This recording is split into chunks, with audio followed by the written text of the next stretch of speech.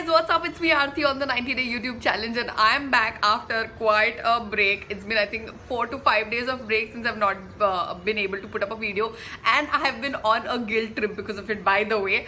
So like I told you guys, I've joined a TV project, and I've been like on this crazy hectic schedule where I've hardly been getting sleep. So getting up in the morning and getting this video done has been extremely difficult the last few days, but I'm back here continuing the whole thing ahead. So what was happening the last few days is basically there was a shortage of time, and there were too many things in the whole day for me to accomplish, and I wasn't able to do anything properly. So that was something that I was battling with continuously. So these problems have been happening to me over the past few days, but what the amazing part that has been happening is whenever I encounter a problem, I immediately find a solution to it, either in like a article that I read online, or that a post that I see on Instagram. And that's exactly what happened last night. Like, I was sitting and figuring out how to exactly do my job and also try and put a video a day, and I stumbled upon this article that said 5 ways to function more effectively, and each and every point made a lot of sense to me, and I'm kind of trying to live by it, and I thought, why not share it with you guys too. So here are the 5 ways to function more effectively. Number 1 is make a day plan.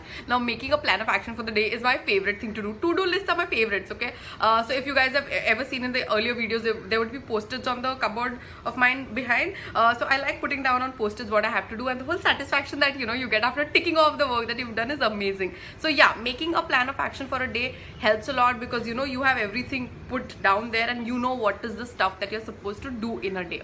Number 2 is putting deadlines to those things. Now, a lot of time we put down a lot of things on chits, but we procrastinate and push it to the next day and don't end up doing it. ऐसा मत करो, फिर मतलब post-it बनाने का कोई फायदा ही नहीं हुआ ना. So putting a deadline onto the post-its is really important. I mean, onto your tasks.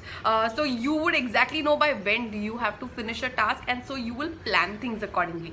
Like, I just knew that I had to finish this video before 10:30 in the morning, because then I have to rush to work. So I've planned my day accordingly since I woke up in the morning, and I'm trying to do the exact same thing. Number 3 is give yourself enough time. Now, I think we live in an era of just rushing from one place to another, always being in one place and wanting to be in another. I think that's constantly happening to each one of us, and that can be like kind of overwhelming. So it's really important to be at one place at a time, and like give yourself enough time to finish a task, because if you do not do that, I mean, you're not going to do that task wholeheartedly, and then if you're not doing it wholeheartedly, I think doing it just makes no sense altogether, right? So yeah, give yourself enough time to do things so you do them well, and that gives you more satisfaction. Number 4 is minimize your distractions. Now, we live in an era of continuous distractions. Like this thing, like the phone that I'm recording this video on right now, is the biggest distraction in my life, and I'm sure in most of our lives. I mean, once you pick up the phone and once you go into one social media notification, and then